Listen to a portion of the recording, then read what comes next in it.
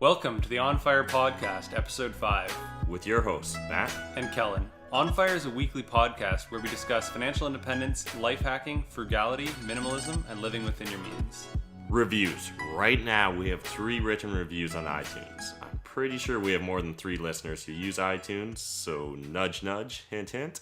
If you're listening to this right now and haven't left us a review, I hope that the guilt from me talking right now eats away at you until you jump over to iTunes and leave us a written review and give us all the stars.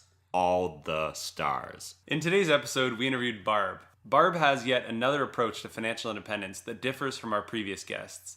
She worked in banking and administrative type roles, but paid special attention to her spending. While her coworkers were spending every paycheck, she was saving her income and working on side businesses to generate additional income. It was fantastic hearing Barb talk about all the hobbies she's turned into side hustles and her various streams of income.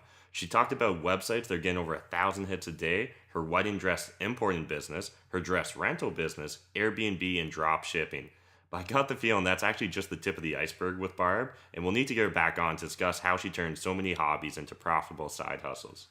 I think that people can underestimate the value of having multiple streams of income. Rather than leaving work for the day and going home to get some time to relax, why not use your evening to generate value in some other ways? For example, I often talk about my Kijiji or Craigslist pile that I keep in my living room, which turns my minimalism goals into another stream of income by selling things I don't want anymore. Or maybe in the evening you can do some contracting or handyman cash work and save 100% of that income. My biggest side hustle right now is my rental properties, which does a fantastic job of keeping my evenings and weekends productive. Not busy, productive. If I want to make some money, I can just go lay some flooring or paint a unit instead of paying somebody. Or if I'm looking to make it more passive and focus on another project, I can outsource it. The best side hustles can expand and contract based on your lifestyle if the right systems are put into place. Yeah, and with 2018 fast approaching, I've been thinking a lot about diversifying my income streams. I'll have a YouTube video coming out shortly on the subject, but my main income stream right now is from rental properties, and mentally I actually kind of subdivide this into 3 categories because of the different profile of tenants that I have within my different properties. So I have my student rentals, B-class properties, and C-class properties. But in addition to my rental streams, I have a small drip portfolio that's earning maybe $200-$300 on average a month, and I'm making about $5 to $10 a day on YouTube right now. But in 2018, I'm hoping by the end of the year to get YouTube maybe 5 times that. So maybe we're talking $25 to $50 a day, and maybe start earning approximately $100 a month on affiliate links. I'm also hoping to start earning interest income from hard money lending and really ramp up my drip portfolio. But this intro is getting pretty long, so I'll couch that subject for another video, and let's jump into the interview with Barb. Welcome into the On Fire Podcast, Barb. Barb is a parent of 3 daughters, 2 sons, and 4 granddaughters. She was born in England and moved to Canada when she was 22. And she moved to Ontario in November of 1977 with just 3 suitcases, a baby, and a strong desire to succeed. 40 years later, Barb is retired and still pursuing various business adventures, including successful Airbnb. I'll leave the rest of the story to her. So welcome to the podcast, Barb. Thank you. Yeah, welcome, Barb. And so I guess our first question, we'd just love to dive into your backstory a little more. So can you talk us through moving from England to Canada, maybe some of the challenges that you faced and how you overcame them? Yes. My late husband and I came to Canada, as you said, in 1977. He was a police officer in England. Oh. And at that time, police officers made less than the national average wage in England. And so we started to look at the possibility of moving either to Australia, which we thought was too hot, or South Africa, but we didn't like apartheid. And then we thought about Canada, and it seemed a really good fit for us. And so we came over here to see what it was like for 2 weeks and loved it. Went back to England and applied through the official immigration process and received permission to come here, and there we were. As you say, 3 suitcases and a baby. So back to the roots. Can you tell us about your background and how you came to discover the idea of financial independence, and when did you reach it? I retired about 3 years ago, and at the time we were doing some Airbnb, and even when I was working we were doing that, and my husband retired a year ago. And financial independence, we're not rich, but we have saved money into our RRSPs throughout the years, and we also have a property which we are now ready to sell because we'd like to downsize. It's the house is too big for us. It was great when we had all our children at home, but you don't need a 2,500 square foot house. Yeah. When there are only 3 of you living there. So. Yeah.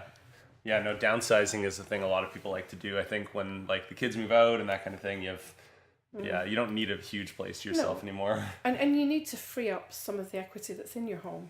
Yes.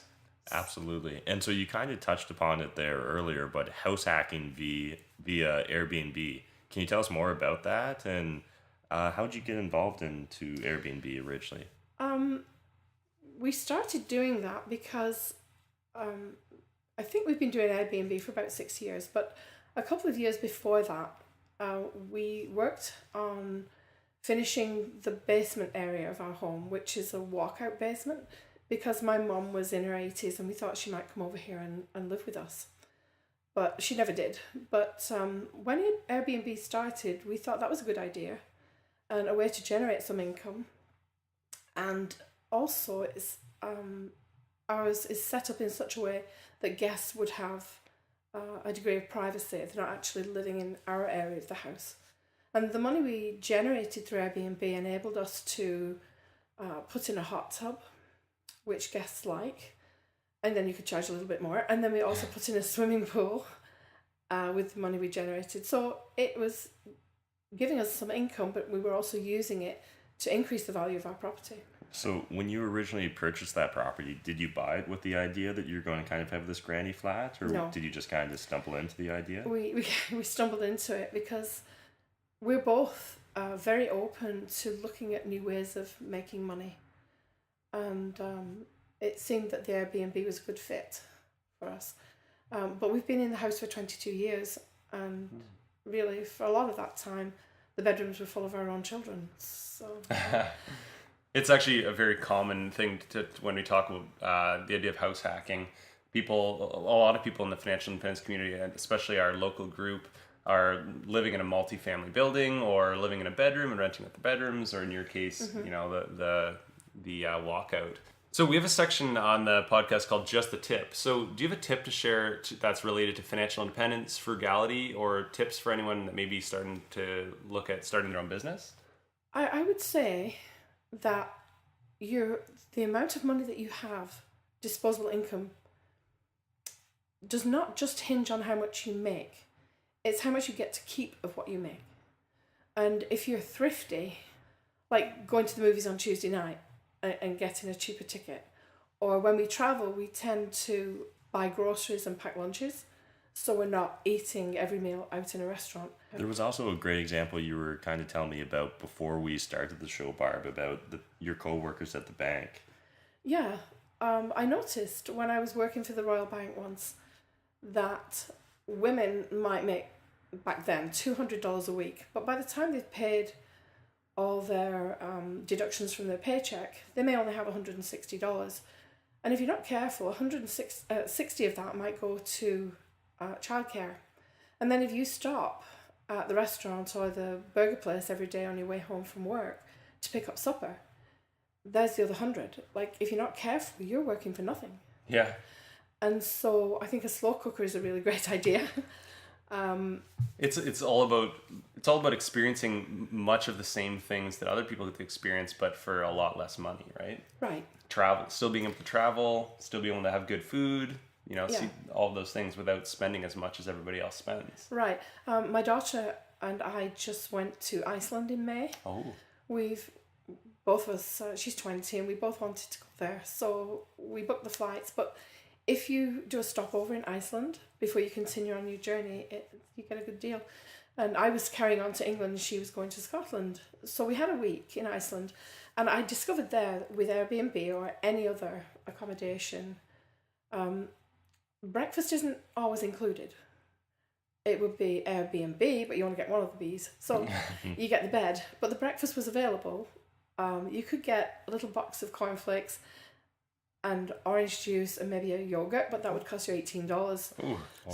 So before we left, I bought a box of granola bars for $8 for 60 granola bars from Costco. And we took those and we had 2 every morning for breakfast. And we, first thing we did when we got there was go to a grocery store for some cold cuts and cheese and fruit and vegetables and things, and we spent $40 and we had enough for the whole week. So we only had to buy food for one meal a day. And yeah, that's a good tip. That's a really awesome tip. Yeah, you know, we enjoyed our trip as much as anybody else. Yeah. Without really going overboard, because Iceland actually is very expensive. Right. For food and another one of those places that doesn't need to be expensive. There's a beautiful backcountry you can go look at, you can go hiking, stay at hostels, all that. Yeah. But it can be expensive. It's similar to hobbies. Like you can do hobbies in expensive ways or inexpensive ways. That's right. Yeah. Yes. And so I'd love to dive a bit more into your hobbies, Barb. We've talked about one of your side hustles, which is Airbnb. But while we're doing a little bit of research on you, we noticed you have several different businesses. So could you maybe just tell us a little bit about that? And how have you always had that entrepreneurial spirit? I think I have, but I've never allowed it to blossom until about 12 years ago. I turned 50 and I suddenly realized that I was willing to try things that may not work, and that didn't matter, because I'd spent most of my life not trying things because what would people think if they were not successful? And I realized I reached 50 and I didn't care anymore. And so I was telling one of our kids, I'll give them numbers, she's number 3, and I said to her that I was going to build a website to encourage travel and tourism in Southern Ontario. And she said, but Mum, you're 50, like you're starting to learn how to build a website.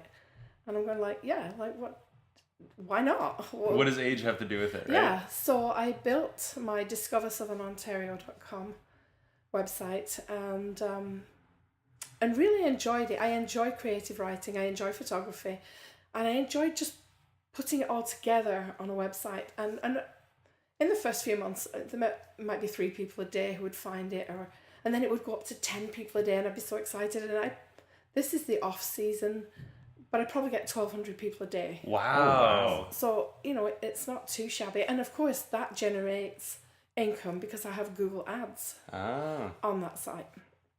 And also, I have decided to monetize the website by showcasing things that I like to do. I make soap. And so I've done little widgets for Sunnybrook soaps. And what I do is I put those on various pages, and when people click them, it looks like a Google ad, but it's not. They click that and it goes to another page on the same website where I advertise my soaps, and also Amazon ads for soaps. Affiliate links. Yes.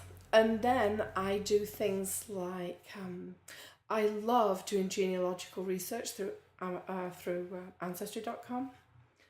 I've done it researching my own family, my husband's family, various friends, and I charge $100 if people give me as much information as they have about their generation and their parents' generation, places of birth, dates of death, anything, and I will go back 6 generations and as broad as I can, including all siblings in every generation.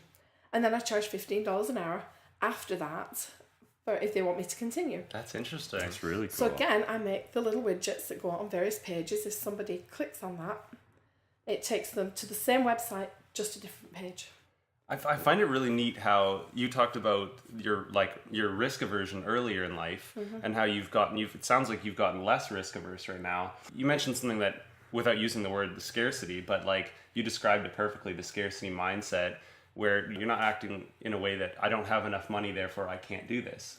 You're trying different things, and taking on that risk. And another thing I found interesting is that you're retired, but you're clearly still working. You have a whole bunch of different side hustles going on. So I can only assume you're doing it out of passion at this stage and not doing it because you need the money, right? Right. I think being retired to me doesn't mean that I can sit back and do nothing. It means that I never have to do something I don't want to do again. And so I also started a website called weddinggownsonline.com, and I sell brand new wedding gowns that are made in China, and the customer orders them on my website and will get them delivered directly to her about 8 or 9 weeks later. Right. And I really enjoy that. And but that's also turned into a wedding gown rental business, because there's nothing in London area where women can rent a wedding dress. Men rent their tuxedos. You could rent everything, the tie, the shoes, the suit, everything. And women end up spending $4,000 to $5,000 on a wedding dress. And my gowns are mostly in the $300 range, and that includes the cost of shipping. Wow. Yeah, and for $125, a bride can rent any one of the 50 or 60 gowns that I have in my home, in what used to be a guest bedroom, but is now the wedding gown shop. Sounds like you're just getting your money's worth out of that home. Yeah, we do. But again, retirement is to end up doing things. My husband and I enjoy delivering Meals on Wheels in our community. And we do that usually once a week, but when they're stuck, we do it. This week we did 3 times. And it's just something that we enjoy doing. And this is retirement. This is what we love to do. That's awesome. And so while we were checking out your one website, Discover Southern Ontario, we noticed a section where you kind of discussed your decision to move to Canada from the UK and how some people were less than supportive. Yeah. And that sounds very similar to the experience a lot of us have when we're discussing financial independence, retire early with, say, friends or family that have never heard of the concept before. We just wondered, could you kind of tell us a little bit more about that and kind of how you overcame those doubters, how you overcame the doubts of what? You're doing what? Yeah. Why are you doing that? You'll be back in 6 months. That's right. Yeah, I had people say that to me. Like, why would you want to go to another country? And I think because I could look at our future in England and see that perhaps one day we could afford to leave the terraced house we were living in. And maybe in 10 years we might be able to afford a semi-detached house somewhere. My husband was actually the driving force. From being a small child, his mother told me he always loved Canada and wanted to be a Mountie. He didn't actually become a Mountie, but he was a police officer on the Timmins police force and also in St. Thomas. Right. And was very happy. The day we landed in this country, he took a deep breath as we got off the plane and he said, I feel like I've come home. Oh, wow. Yeah, that's how strongly he felt about That's amazing. this country. Yeah, and one of his happiest days was when he became a Canadian citizen. Wow. Yeah, he loved this country. That's awesome. So any suggestions for people that maybe they want to march to their own drummer, but they're just faced with a lot of doubters or a lot of haters? Yes, don't listen to them. But do your research and come to decisions on your own, because moving to another country is not for everyone. There are people who wouldn't be successful. Perhaps they have strong family ties in their homeland, because you do give up a lot. You give up the security that living in your hometown gives you.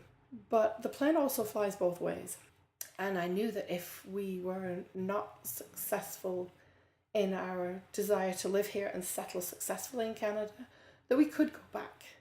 But I'd also talked to people who'd done exactly that. I talked to a lady who had moved out to BC from England, and when I talked to her, she said they were very homesick, moved back to England, and she said we started saving money up the day we landed. Wow. To go back to Canada, because they were not happy there. Well, they had seen. At least they don't have to wonder anymore, right? They don't need to know what would happen what would have happened in my life if I did try that. Like, they can say they tried it and it just didn't work out for them. And I think similar mindset to the idea of financial independence and wanting to retire, like, we always talk about, like, picture what's the worst case scenario, and say you quit your day job and you need to, and you're going to try and live off of your passive income that you get from your job or from rental properties. Like, what's the worst case scenario? Worst case scenario is you go back to working a day job. Right. So your worst case scenario is you go back to what you were already doing anyway. And in this case, they could move back to their home country. They could, yes. And I think too, I enjoy reading, and sometimes something resonates with me. And somebody famous said it certainly wasn't me, that we do regret sometimes the things we do, but more people regret the things they didn't do. Yes. And I did not want to be one of those people who thought, well, I thought about going to Canada, but we didn't do it. Or, you know, we talked about going to Australia, but no, it's like, and it's a big move. I think that there's a major lesson there for a lot of our listeners too. A lot of people listen in cities from Toronto, Vancouver, New York, or Los Angeles. and a lot of people complain about the cost of living. And so it sounds like the cost of living in the UK is really what drove, at least in part, your decision to move.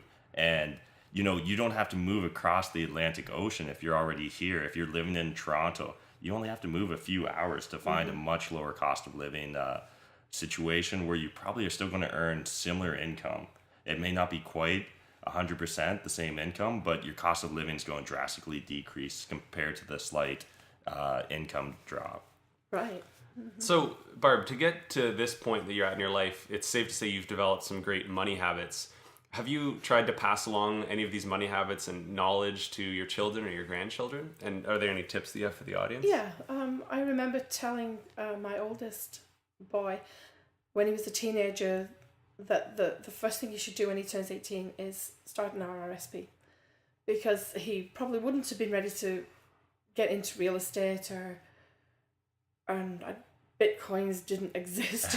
So, and actually he did. And when he was in his mid-20s, he wanted to buy a house and didn't think he could afford it. And I said, but if you buy a duplex, you can live in one unit and rent out the other. And that's what he did. And he was able to use the money he had in his RRSP as down payments on the house. Yep. And I did the same. Yeah. I know a few people that did. It's a great way to get started. Mm-hmm. Well, and Kellen literally did the exact same, where he also bought a duplex. Yeah, a duplex Oh, with right. the home buyers plan in Canada. Pulled money out of my RSP. And pro tip: if you are in Canada and you're thinking about doing the home buyers plan, if you have the $25,000 in the account, you can withdraw that full $25,000, even if you're only planning on using $8,000, $10,000, $15,000 toward the down Is that payment. right? You can actually pull all of it out, and then you can use that rest of that money. Maybe invest it in a second property. Maybe invest it in renovations for the property. It's fully allowed. Yeah, and other things I've told my kids to do if they're planning a trip. Like, I like to go to England, so I buy pounds, not necessarily when I need them, but when they're cheap. Right.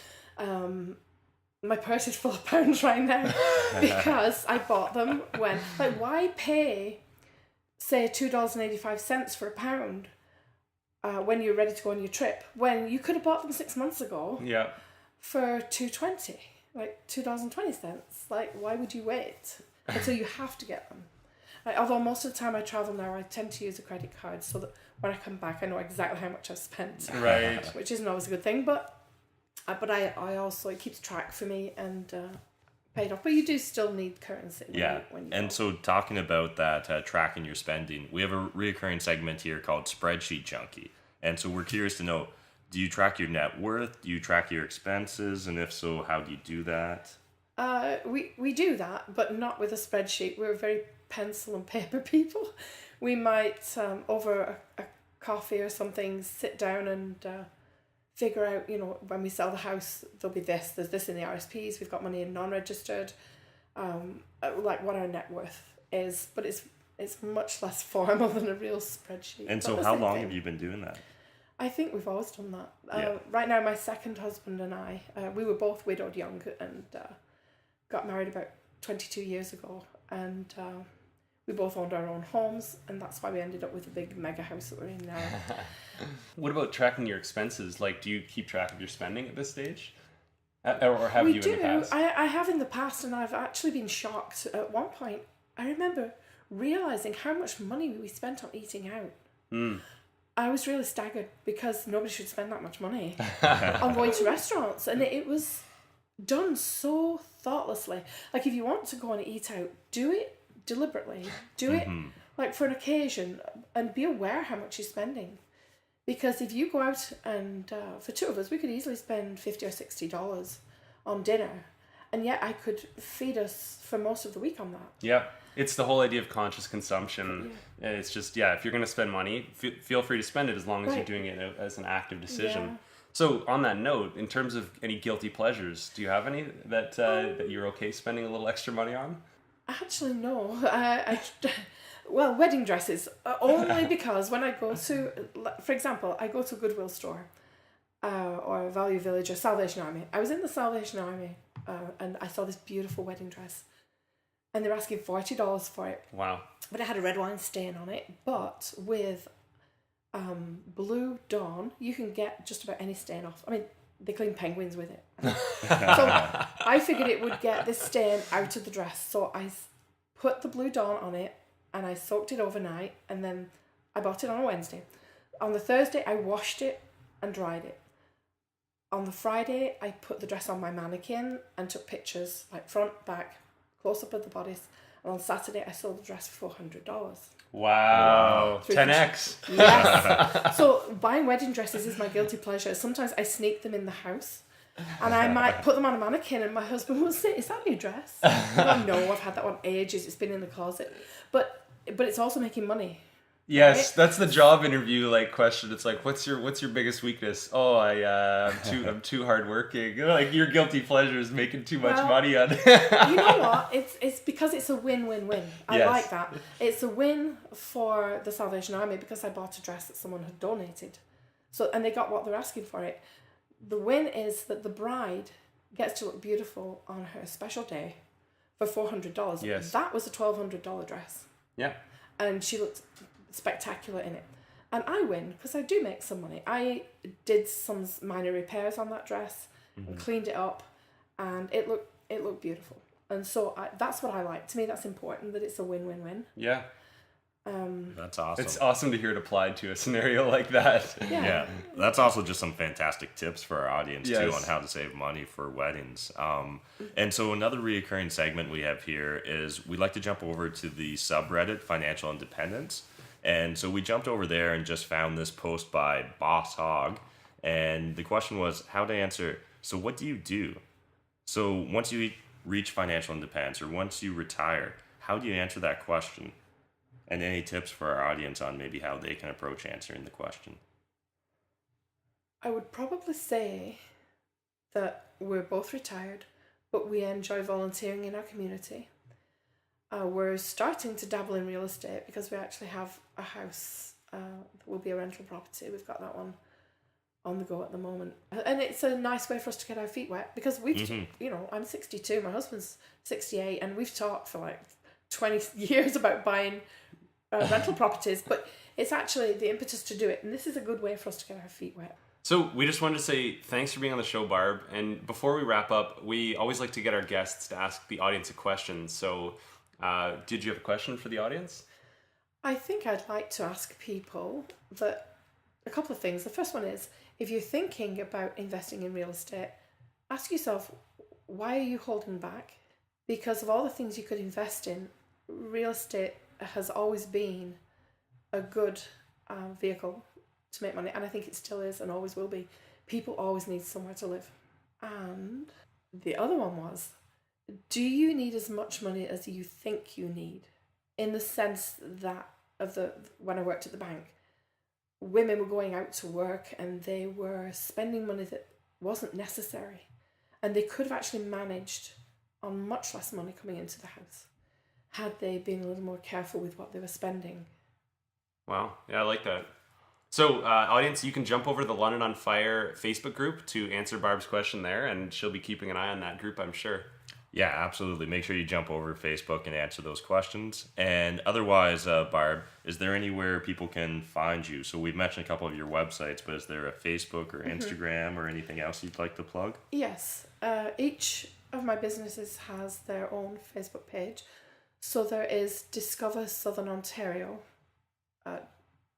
Facebook page. There's also Wedding Gowns Online Facebook page. And my daughter started a business when she was 15.